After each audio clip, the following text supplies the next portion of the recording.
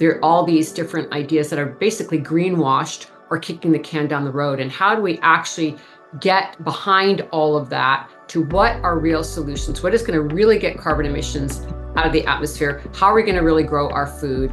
What kind of economy do we actually need? And we cannot continue with these incremental measures as well as pretending that we can keep the fossil fuel industry going when the IEA and the IPCC and everybody said no more fossil fuel expansion, none.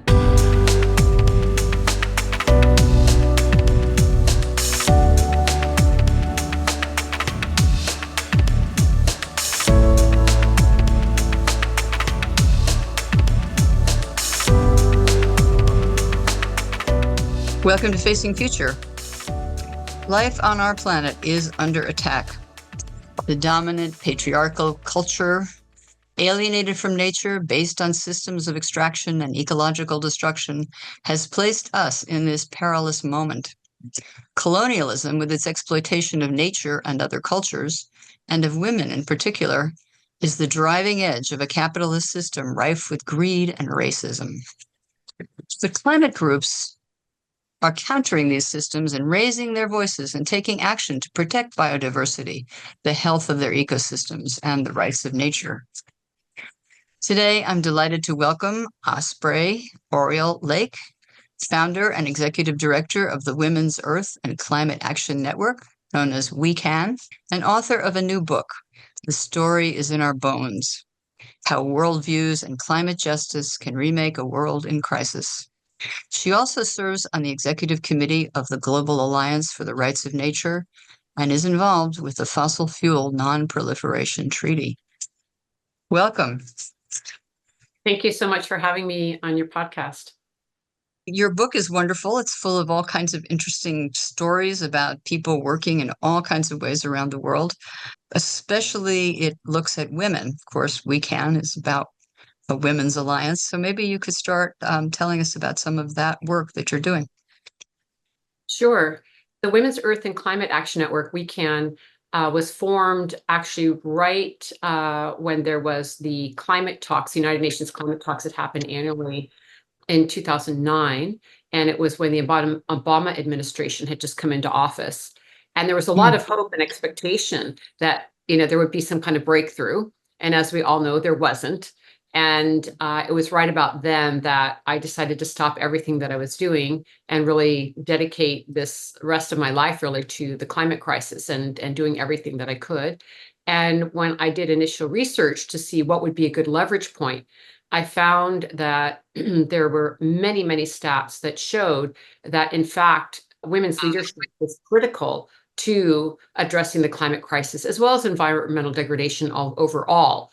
One of the studies that I was really interested in and have used in different ways is that with just a 1 unit increase in something called the Women's Political Empowerment Index, which is an index of how women are engaged in politics in their country or community or in social issues or what kind of mobility or economy do they have. If you just have a 1 unit increase in the Women's Political Empowerment Index, it results in 11.51% decrease in carbon emissions, which is significant. There's so many ways that we're seeing the role of women's leadership in the climate crisis and a need due to gender inequality to center those voices and give more agency to women's leadership and their ideas and their governance structures and what they're doing at the grassroots level, because it has such a big impact. So that's one of the reasons we're focusing on women's leadership at the nexus of the climate crisis. Well, wherever I go to a major conference, there's so many women that are working so hard, many men as well. But in our culture, of course, we have a long history of the oppression of women, the destruction of women's wisdom, the burning of witches, as you mentioned in your book, where the healers of cultures who knew about herbs and medicine were taken out. And there was this paranoia about anyone who was close to the earth. You went into the forest, you have a cat. Terrifying stuff historically. But now it seems like people are really fighting back. You can't take our resources. And there are legal campaigns. The famous cases like the wild rice in Minnesota, the rivers in Ecuador, the rights of natural systems. And I know you've been involved with a lot of that.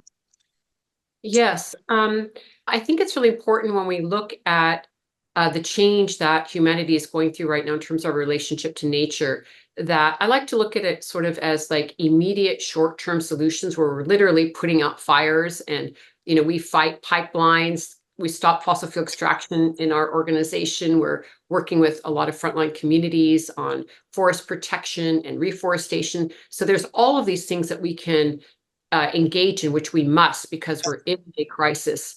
And at the same time, I think it's very important to continue simultaneously to look at root causes. And that means looking at these systems of oppression like patriarchy, racism, colonization, and capitalism, and really seeing that those systems of oppression are very interlocking. I would include militarism and imperialism as well.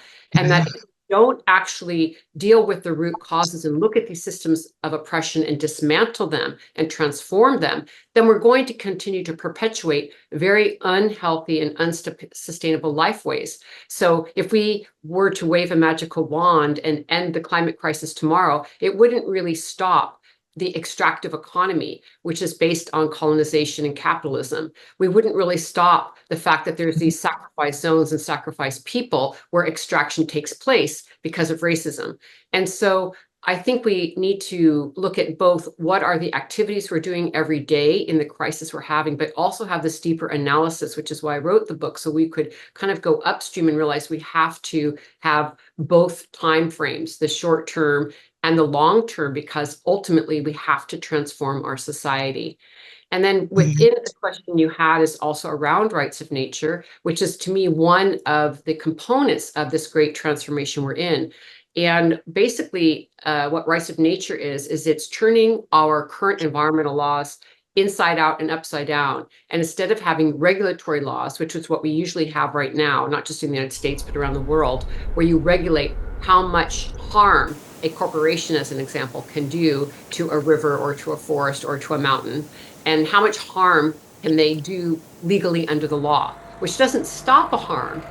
And so this is the problem, because we all know, the problem with corporate interference and industry in creating a healthy and just world for everyone. So that's problematic. And so what we're saying with rights of nature is we need to get the earth into the center of the conversation, and that the earth needs to be a rights-bearing entity and not viewed only as property, which is what we see now. So nature is in the marketplace, and we see the commodification and financialization of nature. And instead of seeing nature as above the economy and nature above a lot of our different industry policies, we need to see that, in fact, we need to be respecting the natural laws of the earth and basing everything around that. And so it says that nature has rights, rivers have rights, forests have rights, and they can be represented in the court of law. And this is how we can protect nature the best. Well, I'm glad you're saying all this, because so much of the energy is looking at, we just get rid of fossil fuels and we go to renewable energy and honky-dory. It doesn't understand that we have to restore nature. Nature is the one that pulls carbon out of the air. The oceans pull the carbon, the land, the mangroves, all these natural systems have to be enhanced. And for me, one of the biggest issues is to get rid of animal agriculture. It's an enormous waste of land that's using most of our farmland is going to grazing cows and growing food for them, not growing food for people. And it's incredibly destructive. And this becomes problematic because people don't really understand. Yes, there are people whose cultures depend on protein from fish or some type of animal process. But for the most part, in our culture, we have fantastic systems of food, and we could live very well on, a plant-based diet.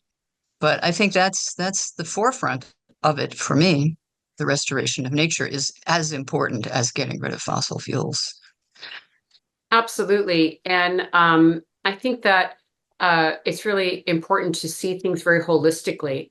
And that's something that I think is often missing when we see like the UN climate talks or a lot of different government policies, is not really looking at the entire ecology and biome of the earth and what really needs to happen. And to ensure that we become a life-enhancing species instead of a destructive species, which is where we are right now. And that That's means for sure. major change in every sector. And this is also why, we're constantly also lifting up Indigenous peoples and understanding Indigenous rights, Indigenous sovereignty, Indigenous traditional ecological knowledge, and other thinkers and systems thinkers who are really working with how do we live in a respectful way with nature and within the planetary boundaries, and how can we learn from people whose practices are very closely connected to nature and who have not lost that understanding that we are a part and particle of nature, not separate from nature, which is part of the ideology that got us into this crisis in the first place, is that sense that we're separate from nature and therefore nature Yes. something for us to use and take from without a reciprocal exchange. And I would just say that 80% of all biodiversity left on the earth, the forests, the waters, et cetera, are in the lands and hands of Indigenous peoples. And there's a reason for that, which is, again, That's so interesting. That is so interesting. I saw that in your book, and I didn't quite understand that concept that so much of the biodiversity is only available. Is that what it is? Because we've lost so much biodiversity that is only within Indigenous cultures? well, it's in their stewardship, whether it's in their territories or lands that they're stewarding. So I think it just shows a very, very different relationship to nature. And what can we learn from that? Because this is where the last of the forests, the last of the waterways are. And I think there's a reason for that I was just sharing. So I think it's really imperative that we also realize this is a time to look at traditional ecological knowledge and respect Indigenous peoples and learn whose lands we're on and what are their campaigns and calls to action. I think is a really important part of winding our way to a better place. I won't say to solving the climate crisis, but averting the worst impacts. Well, that's all we can do right now. Certainly, the sea level rise is already baked in. We've already passed the famous 1.5 marker in 2023. And, it doesn't look good. But my hope is that some peoples will survive local ecosystems when they are restored. The work of Jean Lu in restoring vast ecosystems and the hydrological cycles that are there, that possibly there could be places on Earth which do sustain themselves beyond the catastrophe that is unfortunately to come between the storms and the rising seas. But I also mentioned in your book land back, the return of lands that were despoiled and taken. The history of the United States is just despicable in this way. Every treaty broken, people pushed onto marginal lands, all of that destructive basis of our country that people don't pay attention to. But what an injustice. Absolutely. Yeah, speaking of Indigenous peoples and colonization, this is a key factor of also the destruction, because it's a destruction of the land. And one of the actions to reparations and to transforming our current trajectory is to ensure that land is given back to Indigenous peoples so that they can manage and bring healing to those lands, and to also just make right, even if it's in some small way, justice around the incredible harms because of colonization in the United States and Canada, as an example, where land back is really, the origin of land back is really coming from North America, but also spreading around the world. And Indigenous peoples calling for this act of reparations is to have their lands be rematriated and given back to them, I think is really key. And I know that we have passed the 1.5 degree guardrail, but it also is not to say that it couldn't also come down from there. And I think it's important for people to realize that too. Scientists have also made it clear that it is possible to also change our activities so that we can change the temperature degree. So I think that's also important. It's very, very, very challenging. I'm not saying it's something easy, but I think it's important for people to know that not everything is set. We're in this very, very key moment. And of course, we can't pretend that everything is nice. This is going to be like an 11th hour save if we have any hope at all. But I'm sort of in the camp of let's do everything we can all at once, go for it, because this is what our task is. And I would just mention one project making me think of our relationship with the land. And we've been really honored to work in the Democratic Republic of Congo in the Congo Basin. Such an important forest. It's the second rainforest to the Amazon rainforest in terms of size and carbon sequestration and mitigation, second to the Amazon. And there we've been working for over 8 years now with an amazing coordinator named Nima Namadamu.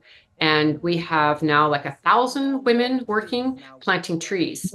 And they're planting trees in an area that was completely devastated through slash and burn techniques. I mean, there's no green left, nothing. It's just these big, big, huge open areas that have been devastated.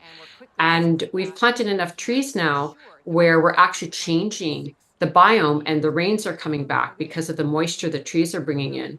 And 25% of the trees are for human use, for the daily needs of the communities. And 75% of the trees are to rewild the land and bring back the forest. And through this process, the fact that now we've grown enough trees, we're protecting 1.6 million acres of old growth, because now the communities can just use the trees that we've grown. So it has many different components of this project, one being protecting the old growth, growing new trees, reforesting the land, nature rewilding right alongside us, and then also really uplifting the women in the region, because the DR Congo is one of the most violent regions due to conflict for women. And so this is also empowering the women as they take leadership in their communities and earn an income from this work. And so it's just an example of sort of an approach about how can we change our dynamics and bring our efforts to bring healing to the land and actually see these changes, which we all know are so needed right now. Right. Well, there's all sorts of projects around the world. The eco restoration camps, everywhere. And as I agree with you, that's where, if I have any hope, that's where that hope lies, to return land to people who will take care of it, whether they were indigenous to it or not, but people who are there to restore the vegetation that should be there. What you say about trees is absolutely true, that the old growth trees, the big trees, are the ones that sequester the carbon. So protecting old growth forests is absolutely critical, and not well understood by most people.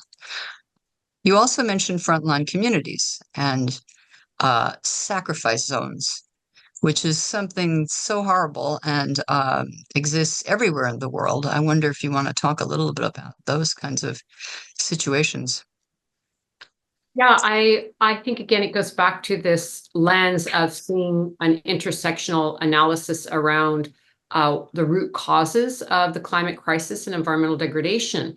And so in the book, I go into really in-depth description around how the idea of colonization and racism allows for there to be some people that are more important than other people, or blatantly stated white supremacy. And so with this idea of supremacy, and particularly white supremacy right now, we have this idea that some areas or some communities can be sacrificed for the needs of others, and particularly wealthy countries or white people, white wealthy people. And so when we look at where fossil fuels are being extracted, or minerals for all the new technologies that are being called forth to electrify our world and get off of fossil fuels, most of that mining or extraction is happening in Black and Brown and Indigenous communities, some in poor white communities, but a lot of it is in Indigenous, Black and Brown communities. And so when we look at a systems approach, we can see that if we did not have racism, and if there wasn't white supremacy, and we did not uphold the idea of colonization, there would not be throwaway places or sacrifice places and throwaway communities, which would then cause us as a society to stop doing harmful activities to the earth and to communities. But as soon as we have a hierarchy and some people are more important than others, then there can be these places where harm can happen, both to the land and communities. And we have to have that stop. That has to stop. And so it's good for everyone when we have a systems analysis and we transform these systems of oppression, because they're hurting everyone, particularly frontline communities and communities of color first and worst. But it also it's not like we're all separate. We are all connected on this planet. So when we're harming anyone, we're harming everyone. When we're harming a certain part of the land, we're harming the entire earth. And all of these systems of oppression are something that we have to understand have been going on for a really long time. And this is why I say we have to have a long-term and short-term view so that we can dismantle these systems while we're also creating the world that we know is healthy and just for current and future generations. Well, the plastic industry, of course, is a solid fossil fuel and is a much bigger problem than people realize. The last COP was talking about, unmitigated emissions. What a joke that is. I mean, this isn't going to be much of a useful thing if we continue to make plastic. And getting rid of, we can't even imagine a world without plastic. We can't even imagine that we could package things in something else. And we know that the oceans are full of this stuff, so full that maybe it will outnumber the weight of fish in a very short amount of time. So we have to alter the way we produce things. And it's very difficult to imagine the end of, as they say, the end of capitalism, but it's easy to imagine the end of the planet, the end of life. We can't imagine the end of the economy. Oh my God. So the values that are required in the new, if there is to be a better order, have to be promulgated in schools and early on and among families and communities. So we all have our work to do. It's a big effort, and it requires everyone to be involved in it because it's us. It's not the people in the third world that are creating this problem. It is the people in this affluent society that we live in that are the problem. Yeah, you reminded me when we were at COP 28 in Dubai last year. Every year we bring a delegation of frontline leaders. It's been over a decade. We go to every COP. But one of the reports that we released there that I wanted to share with your audience is called The Need for Real Zero, Not Net Zero, Shifting from False Solutions to Real Solutions and a Just Transition. And this can be found on our website. And the reason I wanted to bring it up is it goes into great depth. And also in my book, I have an entire chapter on this topic. And it basically talks about the need for governments and financial institutions to understand the difference between real zero and net zero. I should add also not just governments and financial institutions, but corporations. And that it gets into this topic of false solutions, which you were alluding to, like there are all these different ideas that are basically greenwashed or kicking the can down the road. And how do we actually get behind all of that to what are real solutions? What is going to really get carbon emissions out of the atmosphere? How are we going to really grow our food? What kind of economy do we actually need? And we cannot continue with these incremental measures, as well as pretending that we can keep the fossil fuel industry going when the IEA and the IPCC and everybody said no more fossil fuel expansion, none. And yet it continues. And so I just offer up that in the book and in this report that there's a big dialogue around false solutions and how we move off of those and name them so that we can get on to real solutions that are going to really address the size of and the scale and the speed of the climate crisis. And then the last thing I wanted to say is that I'm also really honored to be both on the executive committee of the Global Alliance for Rights of Nature, which we've talked a little bit about rights of nature, but also on the steering committee of the Fossil Fuel Non-Proliferation Treaty, which I think is really important to bring up here because we have to get off of fossil fuels. There's many things we have to do, but that's one that is front and center, and it was dragged by civil society into the conversation at the COP in Dubai. It was not on the agenda, but civil society and climate vulnerable countries forced the conversation of the fossil fuel phase out, which was really important. And we got, a little ways there. Of course, the climate talks are what they are, but they're part of the ecosystem that we have to deal with. They're not everything. So there was some, forward motion on that, not nearly enough. But what is exciting is that at the COP in Dubai, the Fossil Fuel Non-Proliferation Treaty was able to further the agenda, which is basically the Fossil Fuel Treaty is a mechanism to get all governments to get off of fossil fuels now and negotiate just that. Because the problem with the Paris Climate Agreement, it's very important. We got the 1.5 degree guardrail. It's something all governments agree to. So it's a very important document that we use many different ways, but it deals with carbon emission reductions, but not the supply end.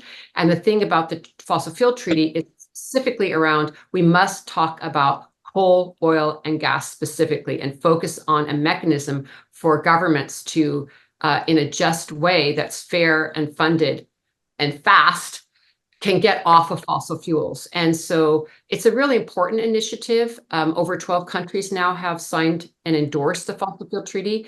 And I think significantly at COP28, Colombia, which is a fossil fuel producing country, actually endorsed the treaty. So there's a lot of work to be done there. There is momentum around this treaty, but I think it's also just really good for us to be able to talk about the treaty because it's a mechanism to intervene with the very thing that we should be talking about, which is keeping fossil fuels in the ground. Well, of course, the United States is the biggest producer of fossil fuels. We are the biggest petrostate. And it's not just that we're going to be able to have all this electric stuff. It's going to take a lot of extraction to make those solar panels, to make windmills, to make electric cars. Public transportation is a better idea. Certain things are much better ideas than just replacing our system at this point. So there are solutions. There are ways of enhancing nature's systems. There are ways of enhancing the ocean's natural sequestering properties. That's the most important area, because if we lose the ocean, we lose the oxygen producing mechanism of the world. That's, to me, that's really the, that's it. You know, we got to protect the ocean. So I thank you very much for this conversation. Is there anything else that we didn't cover that you would like to say before we close? No, I think that's good. Thank you for having me on your show. And I would just encourage people to roll up their sleeves any way that they can. We're in a crisis, and appreciate all the listeners who are taking action and engaged in these issues, and for listening, because we need all of us right now. And yeah, just to say that this is a moment for action. Indeed it is. Thank you so much. It's wonderful to talk to you. Thank you.